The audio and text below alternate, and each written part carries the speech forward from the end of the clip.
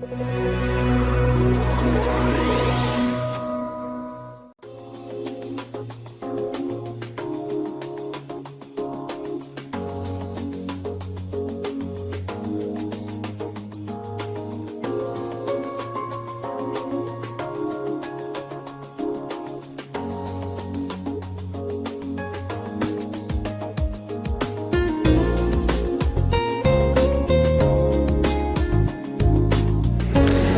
bien. Continuando con las mesas de ponencia y la actividad académica en el 12º Congreso Internacional de Derecho Privado, se abre lugar a la mesa de ponencias número 2, en la cual tengo el privilegio de también presentar jóvenes promesas de la Facultad de Derecho, ¿no? Estudiantes y egresados. Por tanto, le voy a ceder la palabra en primer lugar al doctor y escribano Juan Pablo Alonso Cabrís, que él es docente en la materia de consultorio jurídico en la Facultad de Derecho de la Universidad de la República y además es estudiante de la carrera de especialización en Derecho de Daños también en la Facultad de Derecho de la Universidad de la República. Él nos hablará sobre el derecho telemático y la protección a la intimidad. Te cedo la palabra, bienvenido. Bueno, muchas gracias, José Luis. Gracias por la presentación. Buenas tardes para todos. Gracias por estar acá, por darme la oportunidad de poder exponer con ustedes aquí. Darle primero que nada las gracias a Arturo Caumón y Andrés Mariño por esta oportunidad, a todo el núcleo de Derecho Civil por darme la oportunidad de exponer acá en un congreso de esta magnitud. Vuelvo a reiterar las gracias a ustedes de estar acá también. Y bueno, y cuando vi los ejes temáticos que se iban a abordar aquí, me pareció interesante hablar del tema de la protección a la intimidad en el derecho telemático, en la parte, todo lo que es la parte de informática, cómo ha cambiado nuestra vida la informática, qué es el derecho telemático, cómo afecta la intimidad de las personas el día de hoy, que ya fue bien abordado por la doctora Mabel Rivero y con las ponencias que hubo, voy a tratar de aportar mi granito de arena en la medida de lo posible. Directamente podemos, para arrancar, decir que el derecho telemático ya es una rama autónoma del derecho al día de hoy. Digamos que hoy en día tenemos un nuevo ámbito de relacionamiento, que modifica sustancialmente todos los viejos ámbitos que había de relacionamiento entre las personas. Digamos que cada vez va avasallando y ocupando cada vez más lugar, desplazando los viejos ámbitos de relacionamiento. Y también de negociación, obviamente, ¿no? Bueno, este es el espacio telemático, conocido también como ciberespacio, más popularmente como ciberespacio. Y bueno, y este ciberespacio tiene su origen en las redes de computadoras. Yo quería hablar, para empezar rápidamente en este rato que tengo, de qué son las computadoras, para empezar. Bueno, la computadora es una invención humana, obviamente, que no es de ahora, tiene una evolución de más de un siglo, digamos. Una invención humana, producto de la combinación de matemática, programación, electrónica, la lógica, todo condensado y combinado para dar origen a una invención nueva que sería la computadora. Bien, tenemos que esperar, sin embargo, a principios del siglo XX para encontrar la primera computadora moderna, la primera computadora tal como la conocemos ahora, a principios del siglo XX. En la primera etapa, estas computadoras tenían fines, estaban centralizadas y tenían fines específicos, ya sean militares, científicos, gubernamentales, pero tenían fines específicos. Tenemos que esperar a la década de 1970, recién, para encontrar la primera computadora personal, la primera computadora tal como la conocemos ahora, la primera computadora personal, la década de 1970, en donde aparecen las primeras redes de computadoras. Primero cientos, luego miles y después millones de computadoras interconectadas entre sí. Bien, esto que empieza a partir de la década del 70 da origen a lo que se llaman las redes telemáticas, ¿no? ¿Qué son las redes telemáticas? Bueno, de esto quiero hablar rápidamente, mencionar que antes de Internet, antes de lo que todos conocemos como Internet, tenemos el antecesor que es el intercambio electrónico de datos, más conocido como las siglas EDI, intercambio electrónico de datos. ¿Qué era el intercambio electrónico de datos, esta primera instancia del desarrollo de las redes telemáticas? Era la transmisión de datos entre organizaciones por medios electrónicos. A través de medios electrónicos, las empresas contrataban, suscribían contratos en donde se regulaban sus derechos y obligaciones y se transferían datos de una empresa a otra y esa era básicamente la finalidad. Eran redes cerradas cuya intención era la de intercambiar datos entre empresas. Regulados derechos y obligaciones por contratos. Pero luego viene una segunda etapa, la etapa de Internet. Esto rápidamente, un raconto rápido, ¿no? La segunda etapa de Internet, International Network of Computers, todos conocemos, es el conjunto descentralizado de redes de comunicación interconectadas que aparecen como una red única de alcance mundial. Una red única de alcance mundial. Esto se origina en 1969 con la red ARPANET, que es una red de universidades de Estados Unidos que fue la que dio origen a lo que después se desarrolló como Internet. En las últimas 2 décadas Internet ha crecido, se ha multiplicado por 100, ¿tá? Y en el 2015 alcanzó 1/3 de la población mundial. ¿Tá? Esto ha obligado a industrias de telefonía, de radio, de televisión, periódicos, todos han tenido que modificar de alguna manera lo que es su medio de difusión y su medio de transmisión hacia el público, hacia los consumidores, producto del avance de Internet que los obliga a modificarse y redefinirse, digamos. Bueno, esta expansión obviamente no estaba pensada hace unos años atrás, nadie pensaba que íbamos a llegar a esto, nadie lo suponía, el derecho tampoco lo tenía pensado. Dentro de lo que son los servicios de Internet tenemos la World Wide Web, ¿tá? Que es el www, lo que todos conocemos, lo que más usamos, que nos permite acceder desde nuestras computadoras a archivos de hipertexto. ¿Tá? Eso es lo que la mayoría de todos nosotros usamos y conocemos, ¿verdad? Además de eso, que es lo que más conocemos, tenemos otros servicios como el email, como las conversaciones en línea, como los newsgroup. Los newsgroup, no sé si saben lo que es, son grupos de intercambio de noticias que también se utilizan, no tanto como el www, pero son cosas que se utilizan, los newsgroup, el email, los juegos en línea. Hay un montón de servicios que Internet nos presta.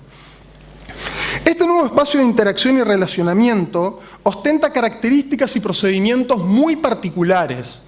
O sea, no tiene nada que ver este espacio de relacionamiento que estamos hablando nuevo, que permanentemente se está transformando, con los ámbitos de relacionamiento que nosotros conocíamos hasta hace 20 años atrás. No tiene nada que ver. Y desborda obviamente las previsiones de los ordenamientos jurídicos. Los desborda por completo. Entonces yo en este ámbito quiero hacer una referencia en estos minutos que me quedan a los derechos fundamentales, a la tutela de los derechos fundamentales en Internet y en el ciberespacio, ¿tá? En este ámbito nuevo de relacionamiento donde tiene lugar la vida de las personas. ¿Sí? Bueno, después de las palabras de Mabel Rivero, voy a tratar de aportar mi granito de arena con respecto al tema del derecho a la intimidad. Como muy bien disertara la profesora, tenemos... en la Declaración Universal de Derechos Humanos, el artículo 12 establece que nadie será objeto de injerencias arbitrarias en su vida privada, su familia, su domicilio o su correspondencia, ni de ataques a su honra, a su reputación. Toda persona tiene derecho a la protección de la ley contra tales injerencias o ataques. ¿Tá? Bien, el derecho a la intimidad y a la vida privada es relativamente reciente. La regulación de esto surge en el Common Law. ¿Tá? El Common Law en 1890 da lugar al right to be alone. No sé si alguien escuchó alguna vez lo que es el right to be alone. Es el derecho a ser dejado solo o no ser importunado. Tiene su origen en el Common Law. Básicamente, el derecho a la intimidad se vio primeramente desde un punto de vista negativo. Desde un punto de vista negativo en el sentido de impedir la injerencia de terceros en el ámbito de la vida privada de las personas. Esto después se fue extendiendo y a partir de la segunda mitad del siglo XX ya encontramos un derecho a la intimidad que no solo busca proteger a las personas de las injerencias externas, sino que además procura protegerlas en los ámbitos económicos, sociales, familiares, etcétera, políticos. Bueno,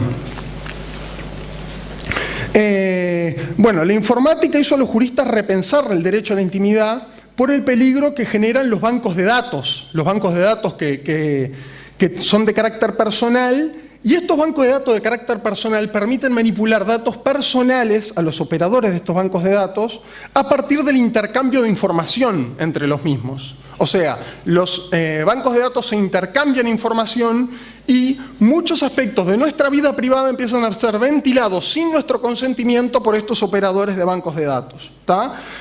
Estos bancos de datos concentran una gran cantidad de datos sensibles de las personas. A través del entrecruzamiento de informaciones, ¿tá? Acceden a un panorama completo de usos, costumbres, vida íntima, deseos, un montón de cosas que son algunas públicas, otras del aspecto más íntimo de las personas y que a través de este entrecruzamiento de las bases de datos expone a las personas de una forma nunca antes vista. ¿Sí? Y se maneja como una mercancía por los operadores jurídicos. Es manejado como una mercancía. Ese es el gran riesgo que se corre. ¿Qué instrumentos de garantía se han desarrollado para esto? Bueno, la doctrina, por lo menos lo que yo he podido leer, divide la evolución de estos instrumentos de garantía en 3 etapas. En la primera etapa, en Alemania, se establece la primera ley de protección de los datos personales informatizados. ¿Qué significa esto? En Alemania, en 1970, en octubre de 1970, se establece la primera ley cuya intención era proteger a las personas de los ficheros públicos de datos personales. Eso es fundamental en esta evolución, es como el eslabón inicial, ¿tá? Y crea la figura del comisario de protección de datos, cuya función es recibir quejas y proteger a las personas de la vulneración de los datos personales almacenados en las bases de datos informáticas. En Alemania luego aparece la Ley Federal de Protección de Datos de 1977, ¿tá? Que perfecciona esta ley primera, anterior, y que por primera vez permite a las personas acceder a la información de los datos que aparecen a nombre suyo. Por primera vez hay una ley que permite a las personas acceder a los datos que están a su nombre en los ficheros públicos. También tenemos la ley de Suecia de 1973, ¿tá? En esta primera etapa, la intención de los países europeos, que son los pioneros en esto, es la de crear registros públicos donde inscribir archivos de datos personales. Esa es la intención fundamental de los países europeos en esta primera etapa, crear registros públicos con los ficheros de datos personales. Bueno, rápidamente, en la segunda etapa, para resumirla, lo que puedo decir es que se pasa de estos ficheros grandes, ¿tá? Públicos que manejaban la información personal, a ficheros pequeñas bases de datos, ¿tá? Dispersos, en donde ya no están ni centralizados ni son públicos, hay muchos ficheros dispersos que se interconectan entre sí, la información de las personas empieza a ser negociada como una mercancía con varios agentes que la manejan, no solo uno, varios, haciendo posible la circulación de los datos personales como nunca antes había visto. Acá van a aparecer normas más amplias preocupadas por proteger los datos sensibles de las personas. Aparece por primera vez el concepto de dato sensible. ¿Qué es el dato sensible? Hace referencia a aspectos religiosos, étnicos, sexuales, de la salud, dando un valor superior a estos, dándole un valor superior y procurando darle mayor protección a estos derechos. No toda la doctrina está de acuerdo con esta diferenciación entre datos sensibles y datos no sensibles. Es más, hay juristas muy importantes que dicen que no hay datos más sensibles que otros, que todos los datos que sean tratados de forma inapropiada o inadecuada merecen idéntico tratamiento, igual tratamiento para todos. No hay datos más sensibles que otros. Yo entiendo que sí, es mi opinión, hay datos más sensibles que otros. Depende de la posición que se tome la legislación que adoptan los distintos países. Por ejemplo, en Alemania se establece un régimen que no distingue entre datos sensibles y datos no sensibles. Es lo mismo, ¿tá? Hay otros países como Suecia que, en cambio, han hecho todo una contemplación de los datos personales y los regulan de una forma más específica, tomando en consideración la diferencia entre dato sensible y dato personal no sensible. Bueno, es fundamental en esta época el habeas data, en esta etapa de la evolución, el habeas data como una evolución del habeas corpus. El habeas data básicamente lo que procura es la libertad de las personas a poder acceder a sus datos personales, como antes en el derecho anglosajón también surge el habeas corpus como el derecho a las personas a no ser, a tener la posibilidad de la libertad de ser protegidos en su libertad y en su tránsito, que aparezca, digamos, el habeas corpus original, que aparezca el cuerpo, evoluciona en este habeas data desde algunas ópticas. O sea, yo entiendo que sí, que el habeas data es una evolución del habeas corpus. Bueno, el habeas data en Uruguay, rápidamente. La ley 18.331, mencionada por la doctora Mabel Rivero, muy bien. La ley 18.331 de agosto de 2008 deroga a la 17.838 del 2004, que regulaba en forma expresa este instituto. La ley 18.331, en el artículo 37, establece que se le reconoce a toda persona el derecho a promover una instancia judicial con el propósito de acceder a los datos referidos a su persona, como muy bien mencionaba la doctora, y de su finalidad y uso, que consten en bases de datos públicos o privados, brindándole la posibilidad de rectificar, incluir o suprimir dichos datos en caso que los mismos no se correspondan con la realidad o no hayan sido agregados. Esta ley, la ley nueva de habeas data, amplía el espectro de la vieja ley 17.838, porque la primera, la 17.838 de Uruguay, solamente hacía referencia a datos de carácter comercial. Esta ley nueva, la ley 18.331 del 2008, no solo refiere a los comerciales, sino además también a todos los datos de carácter personal registrados en cualquier tipo de soporte que posibilite su acumulación. Bueno, tenemos en los minutos que me quedan, que son pocos porque ya me vengo extendiendo, quiero terminar diciendo que el artículo 26 determina una serie de excepciones. Las excepciones establecidas en el artículo 26 a esta posibilidad que tiene cualquiera de nosotros en Uruguay de pedir un detalle de los datos personales nuestros, ¿tá?, se encuentran en los datos contenidos por las Fuerzas Armadas, la policía y la inteligencia. Fundamento de esto, el interés en tutelar la seguridad pública. Hay datos que están reservados y en principio no se permitiría el acceso, ¿tá? Tenemos derechos que están en el artículo 13, derecho a la información, el derecho al acceso a los datos personales a través de la presentación del documento de identidad. Podemos acceder a todos nuestros datos personales. Artículo 14, artículo 15, derecho a rectificar, actualizar, incluir o suprimir datos personales. Artículo 16, derecho a impugnar las valoraciones personales. Me quiero detener un segundo en esto porque es fundamental. El derecho a impugnar las valoraciones personales. La persona tiene derecho a no verse afectada por una decisión cuyos efectos jurídicos, basados en un tratamiento automatizado de los datos, evalúan determinados aspectos de su personalidad, como su rendimiento laboral, el crédito, la fiabilidad, la conducta. Si tú sos manejan tus datos a través de un tratamiento automatizado de los datos de la base de datos, de forma automática, se dice, esta persona no es sujeto de crédito. No es sujeto de crédito porque nos dan esta información. Esto nos vulnera a nosotros en aspectos jurídicos de nuestra vida, nos vulnera jurídicamente y tenemos derecho a oponernos siempre y cuando no haya sido tratado de forma correcta, sino que haya sido tratado automáticamente y sin tomar en consideración como debiera ser los datos personales. Esto está en el artículo 16. Por último, es importante mencionar que esta ley del 2008 amplía el ámbito subjetivo de aplicación de la ley. La ley 17838 solo permitía a las personas físicas acceder a esto. Esta nueva ley le otorga a las personas jurídicas legitimación activa también para promover la acción judicial. Muy bien. Voy a saltear todo esto y voy a terminar diciendo lo siguiente. Obviamente, Internet presenta un riesgo para todos nosotros en cuanto a lo que refiere a los datos personales, a la manipulación de los datos personales que pueda llegar a hacerse por la base de datos que manejan agentes que buscan lucrar con esta información personal y sensible de todos nosotros, ¿tá? Pero yo quiero reivindicar también al ciberespacio e Internet como una herramienta para el bienestar social.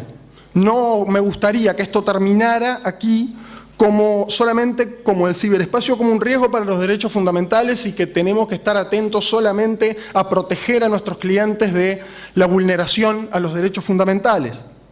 Es también un recurso muy útil que permite acceder a una gran cantidad de bienes y servicios de una forma nunca antes vista, de una forma muy rápida, dinámica, ¿tá? Y a bajo costo. Permite acceder a la comunicación, al relacionamiento de las personas a un muy bajo costo.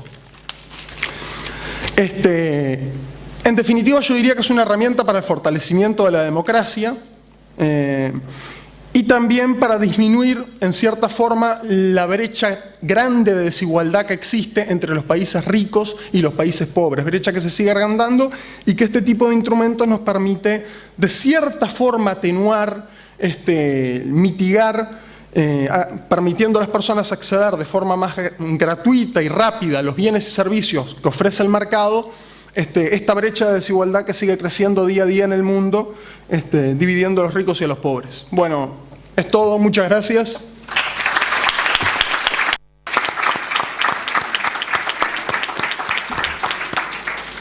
Bueno, te agradecemos por la excelente ponencia y continuando, vamos a cederle la palabra a Florencia Saucedo. Florencia Saucedo es estudiante de la Facultad de Derecho en la Universidad de la República, actualmente está cursando tercer año y tuve la oportunidad, si bien no ha cursado conmigo, tuve la oportunidad de presentarla en el congreso pasado también en una excelente ponencia que hizo. Florencia Saucedo nos hablará sobre la información y participación pública en el derecho ambiental uruguayo, realidad y ficción de las herramientas jurídicas. Te cedemos la palabra, Florencia. Muchísimas gracias. Bueno, ante todo es un honor para mí poder compartir por segunda vez este congreso. Agradezco de todo corazón a mis queridos profesores, Andrés Mariño, Arturo Caumont, por siempre estar promoviendo estas instancias, por siempre sembrar en la mente de cada estudiante, o eso intentan, el deseo por el pensamiento crítico y abstracto. Y bueno, en este caso, mi pensamiento crítico y abstracto tuvo que ver en parte con mi ponencia del año pasado, que era sobre el cambio de paradigma respecto al medio ambiente y a los derechos que lo amparan. En esta oportunidad me detuve principalmente en la información ambiental, pero sobre todo como parte de la información, la participación pública, es decir, la participación de cada uno de nosotros, en qué medida influye, en qué momento se da y cómo podríamos hacer para que esa participación realmente fuera efectiva, ¿verdad? Bueno, como han dicho claramente de manera excelente el doctor Lorenzetti y el doctor Noguera, el derecho a un medio ambiente sano, no solo que no hay discusión sobre que es un derecho fundamental y de que todas personas gozamos por el simple hecho de ser personas, sino que también ha sido reconocido tanto por instrumentos de nuestro sistema jurídico nacional como también del ordenamiento de tratados internacionales, convenciones, de los cuales Uruguay siempre ha formado parte, ha ratificado y se ha adherido a la protección del medio ambiente en todo lo que tiene que ver al área internacional. Para empezar, quiero decirles que tenemos tres pilares fundamentales en el derecho uruguayo que amparan el derecho a un medio ambiente sano, que, como dijo también el doctor Lorenzetti y Noguera, es un presupuesto que tenemos para el goce de los demás derechos, ¿verdad? No podemos gozar de ningún derecho si primero no tenemos el derecho a un ambiente sano. Los tres pilares fundamentales, como les decía, es el artículo 47 de nuestra Constitución, donde se define que la protección del medio ambiente es de interés general. Me quiero detener un segundo en esto porque es muy importante que nosotros recordemos que el interés general no solamente es un límite para la autonomía privada, sino que también es un límite para el Estado. Y eso a veces pasa un poco desapercibido porque quedamos con la idea de que, bueno, interés general, los particulares no podemos pactar en contra de ese interés. Bueno, el Estado tampoco puede. Después tenemos dos leyes fundamentales de protección ambiental. La ley 17.283, la Ley General de Protección, y la ley 16.466, que es la de evaluación del impacto ambiental. La obligación de informar, como ya se dijo también, está en total consonancia, ¿no?, con la buena fe y con la participación y con la lealtad. En este caso, más bien del Estado con respecto a los particulares. En la Cumbre de Río de 1992 nos encontramos con el principio número 10, que en textuales palabras dice: el mejor modo de tratar las cuestiones ambientales es con la participación de todos los ciudadanos interesados, en el nivel que corresponda. En el plano nacional, toda persona deberá tener acceso adecuado a la información sobre el medio ambiente de que dispongan las autoridades públicas. Más adelante dicen: los estados deberán facilitar y fomentar la sensibilización y la participación de la población, poniendo la información a disposición de todos. Y continúa el principio. Pero esos son los pilares fundamentales del principio que me parece que hay que destacar. En torno a la evaluación del impacto ambiental y a su procedimiento, contamos con el decreto 349 del año 2005, el cual reglamenta el procedimiento que se va a llevar a cabo para aprobar o denegar el permiso a una inversora que quiere instalar un proyecto del cual se piensa que puede tener efectivo daño ambiental, que puede generar, efectivo daño ambiental. De esto se encarga el Ministerio de Vivienda y Ordenamiento Territorial y Medio Ambiente, y también, que es dependencia del Ministerio, la DINAMA, que es la Dirección Nacional de Medio Ambiente. En dicho decreto, al disponer el procedimiento, el comienzo del procedimiento es el siguiente: la inversora va a presentar la evaluación del impacto ambiental que ella evalúe, ¿no? Es decir, los profesionales de la inversora, los técnicos, van a presentar un informe sobre los posibles impactos ambientales de su proyecto. Ahí se va a categorizar, la DINAMA va a categorizar el proyecto en A, B o C. Esas son las tres categorías. La categoría A va a ser aquella categoría en la cual, si un proyecto es categorizado A, va a ser aprobado, pues no se piensa o no se constata que vaya a tener un daño efectivo en el medio ambiente. La categoría B es aquella donde van a recaer los proyectos que pueden tener un daño moderado. Y la categoría C es aquella en la cual los proyectos que entren en categoría C van a tener la posibilidad de un daño significativo al medio ambiente. Es en la categoría C en la que me quiero detener, pues tiene algunos detalles, la categorización C, que no tienen las demás, y es por la significación del daño que se puede producir, pues en los anteriores, según criterio de la DINAMA, no requieren de ciertos procedimientos evaluatorios como sí lo requieren las de categoría C. Cuando decimos que un proyecto es de categoría C y sus inversores solicitan que la información sea tratada bajo reserva, están pidiendo que se trate la información del proyecto como secreto industrial o comercial. ¿Bien? Si la DINAMA adhiere a esa solicitud, lo que puede pasar es que la ley de acceso a la información pública no sea totalmente efectiva, pues se ha dado en muchos casos de que el Poder Ejecutivo dispone que, como la DINAMA dice que determinada información es secreto industrial o comercial, no se puede dar una acción de habeas info y los particulares no vamos a poder acceder a esa información pública que es de nosotros, de cada uno, como decía bien el doctor Noguera hoy. Al no acceder a esa información pública, no estamos accediendo a los datos que la inversora, en este caso, nos quiere ocultar de mala fe, tal vez, es una apreciación simplemente, y no solo que está violando el artículo 12 de la Ley de Información Pública, sino también el 8. Primero que nada les voy a explicar por qué viola el artículo 8. Porque las excepciones, según las cuales la ley se puede eximir a que se otorgue la información pública, es de interpretación estricta la restricción y solamente puede ser que la ley la disponga. Si una ley dispone que cierta información es reservada, no vamos a poder acceder a ella mediante el habeas info. Como dije, solamente la ley. Entonces, en este caso, si el Poder Ejecutivo dispone que no se puede acceder a esa información, no estaría en concordancia con la Ley de Información Pública, porque es un decreto el que dispone eso y no una ley. Y además es de interpretación estricta, así lo dice. Y además el artículo 12 dice que no puede ser reservada aquella información cuya reserva puede generar una violación a los derechos humanos, y tampoco puede ser reservada aquella información de ciertas prácticas que tiendan a proteger la posible violación de un derecho humano. Entonces estamos concretamente en esta hipótesis. Pues al pedir información sobre un proyecto que puede dañar al medio ambiente, claramente estamos queriendo llevar a cabo una práctica para la protección de un derecho humano.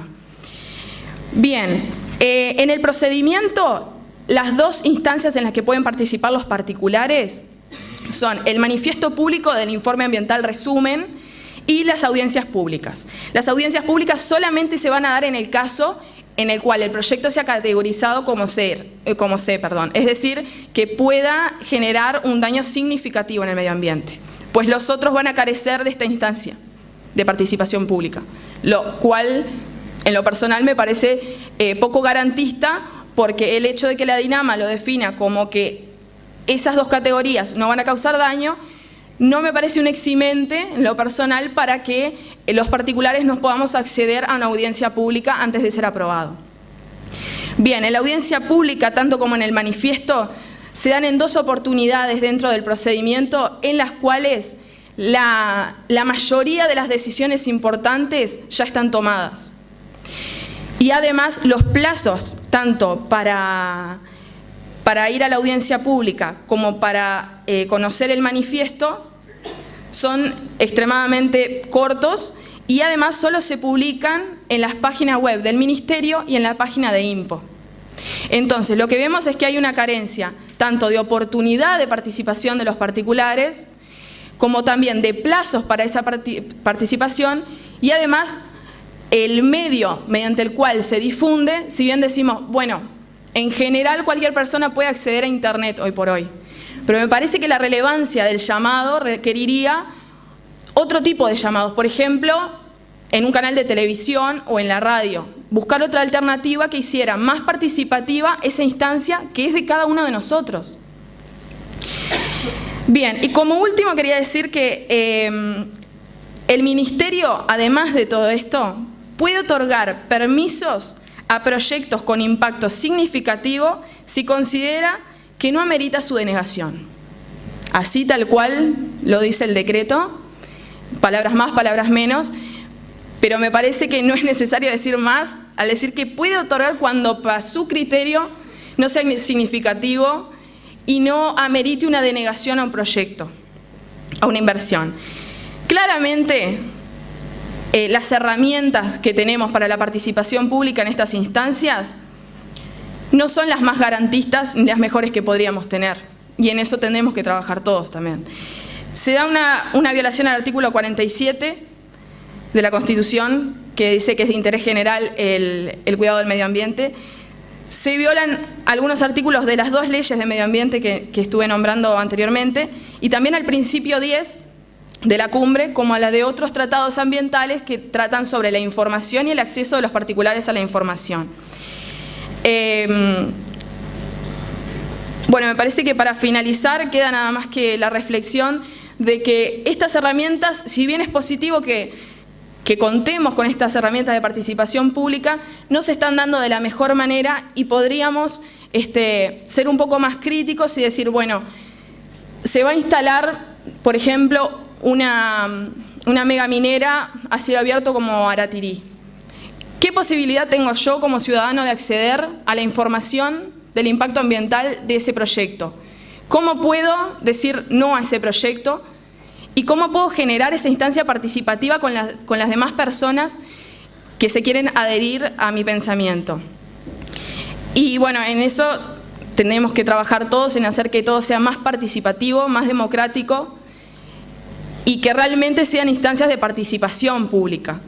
Entonces, para finalizar, me parece que para lograr esas cosas, como para lograr todo lo que sea algún tipo de carencia y en donde el derecho pueda generar un cambio, me voy a quedar con una frase que no solamente me parece espectacular de Eduardo Galeano, sino que se relaciona mucho con una frase que suele decir Andrés Mariño y que también dijo Santiago Mirande en el Congreso pasado, que dice: al fin y al cabo somos lo que hacemos, pero sobre todo somos lo que hacemos para cambiar lo que somos.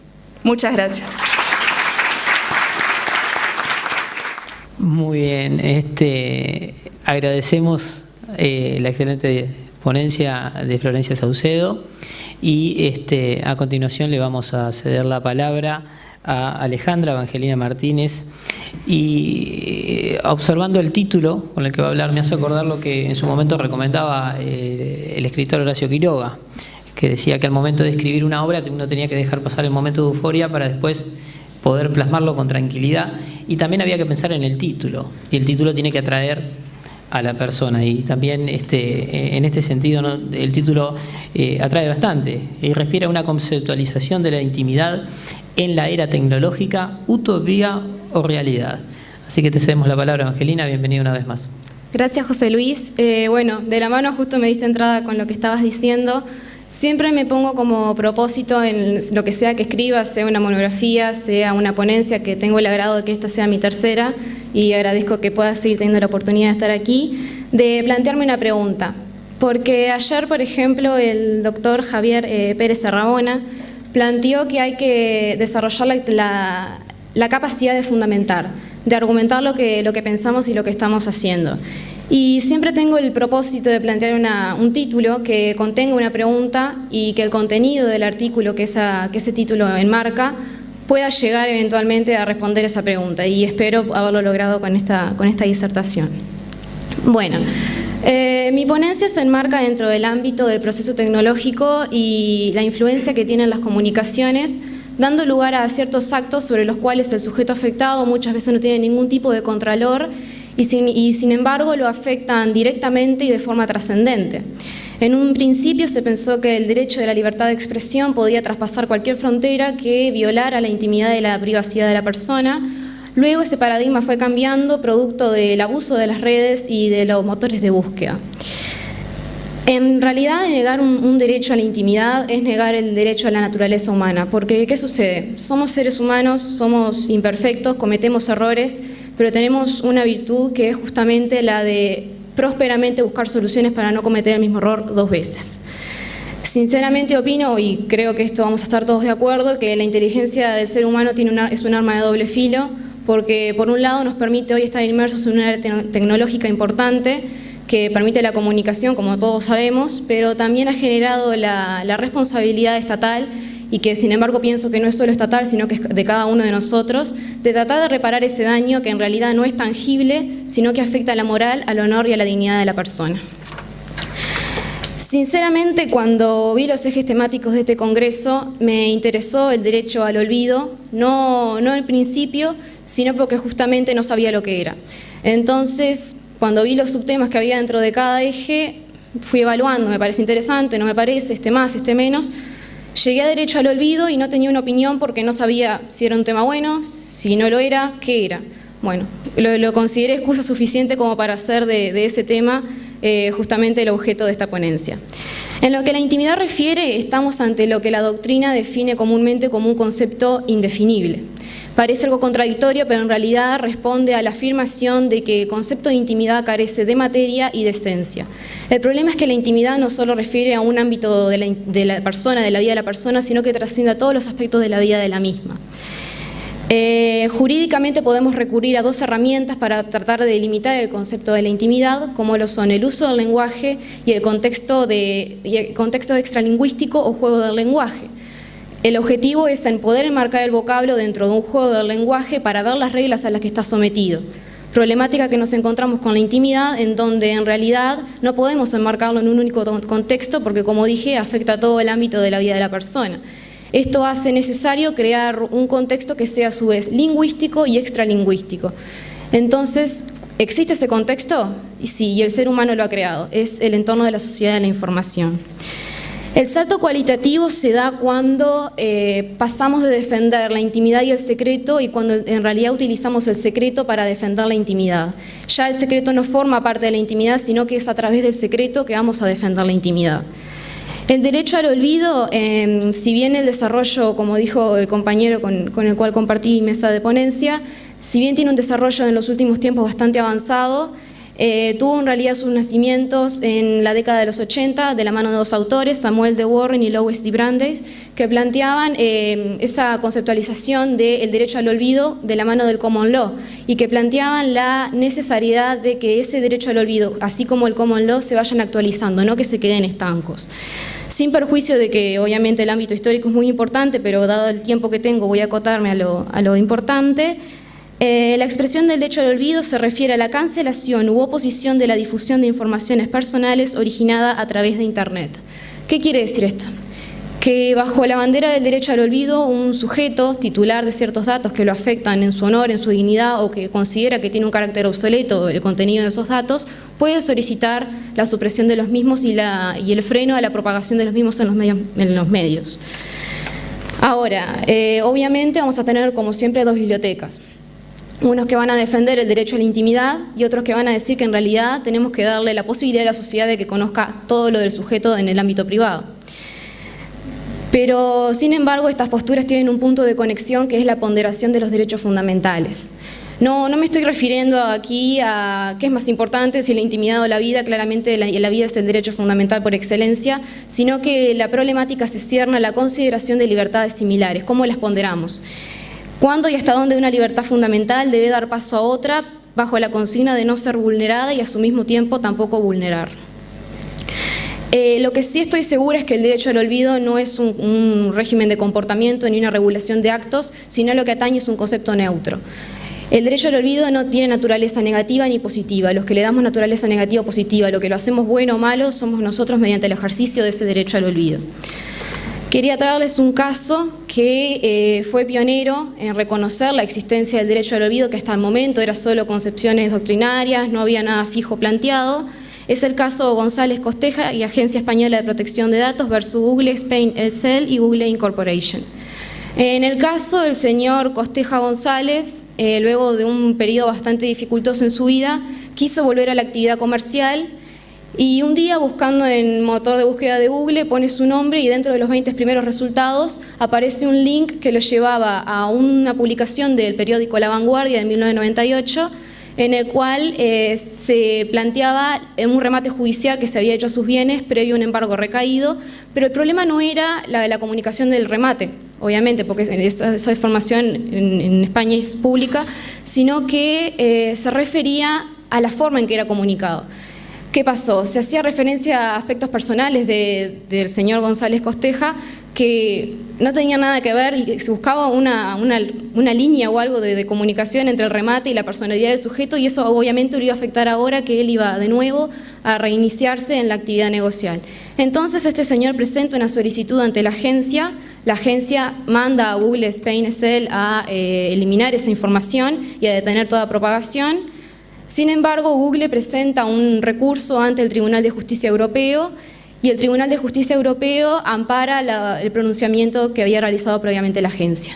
Esto tiene consecuencias obviamente jurídicas, pero sobre todo para toda la Unión Europea, que desde ese momento tuvo que reconocer la existencia de un derecho al olvido. En nuestro país, como ya hemos planteado, tenemos una ley, la ley 18.331 de protección de datos personales y acción de habeas data, que tiene un complejo bastante importante de principios. Solo los voy a nombrar porque ya los hemos planteado y me quiero enfocar en otras cosas. Principio de legalidad, de veracidad, de finalidad de la ley, del previo consentimiento informado, seguridad de los datos, de reserva, de responsabilidad. Me parece que hay que prestar atención, sí, al principio de finalidad de la ley, porque nos plantea dos ámbitos importantes. En primer lugar, que hay que establecer finalidades de utilización de los datos. Y en segundo lugar, que esas finalidades tienen que ser comunicadas al titular de esos datos, que me parece fundamental porque hay una obligación indirecta de que el órgano que solicita el dato tiene que respetar la finalidad que él mismo se planteó y en la cual comunica al sujeto titular de esos datos. La doctrina también ha planteado otros principios que no aparecen directamente establecidos en la ley, que son los principios de justificación social y de transparencia. El de justificación social, a ver, la utilización del dato, qué importancia tiene para la sociedad, qué va a ser, y la razón por la cual va a ser utilizado, y el de transparencia, verificar la existencia de los fines y los métodos de operación y de procesamiento que se le dan a esos datos. También establece una serie de derechos que son fundamentales porque a texto expreso se establece el derecho de información, que reclama el conocimiento por parte del titular de los datos personales, de la finalidad, la existencia, acreditando por ejemplo, yo me presento con mi cédula de identidad y pido datos, tengo derecho a recibir los datos que existan sobre mi persona una vez que acreditada mi identidad.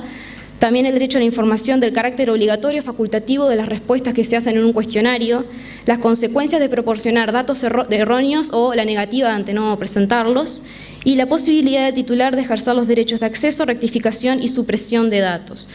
En cuanto a la supresión de datos es muy importante porque la ley presenta taxativamente los casos en los cuales puede realizarse, que es cuando ocurren perjuicios a los derechos e intereses legítimos de terceros, notorio error y contravención a lo establecido por una obligación legal.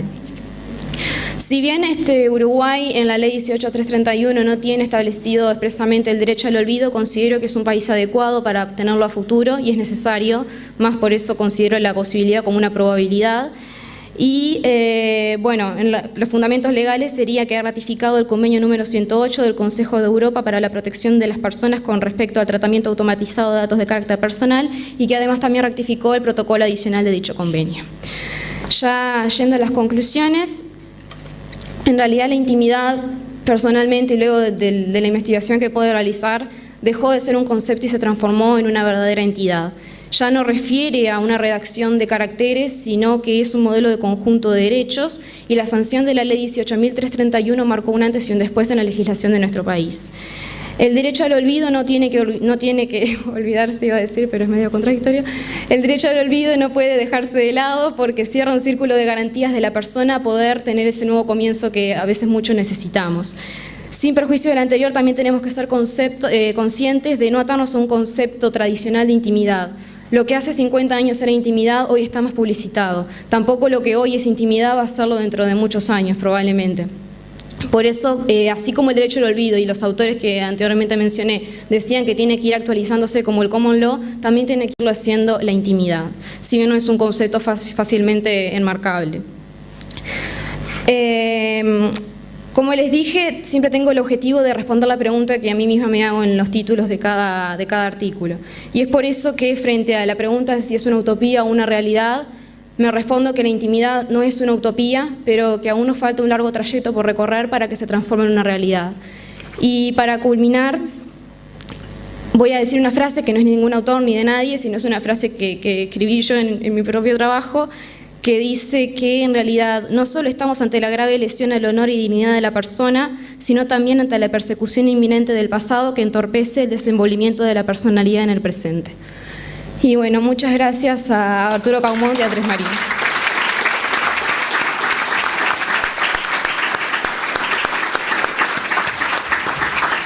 Muy bien, te felicitamos y agradecemos a Alejandra Evangelina Martínez, quien además es estudiante, aunque no lo parezca, de la Facultad de Derecho. Digo que no lo parezca, digo porque el nivel de las ponencias y también, por supuesto, la del doctor han sido muy buenas y además se han ajustado y han hecho la tarea de quien habla muy fácil. Así que bueno, les agradezco. Los invitamos ahora a la pausa, donde vamos a hacer el coffee break, y los convocamos a las 18:30, que tenemos el 6º panel del Congreso y último de esta jornada. Muchas gracias.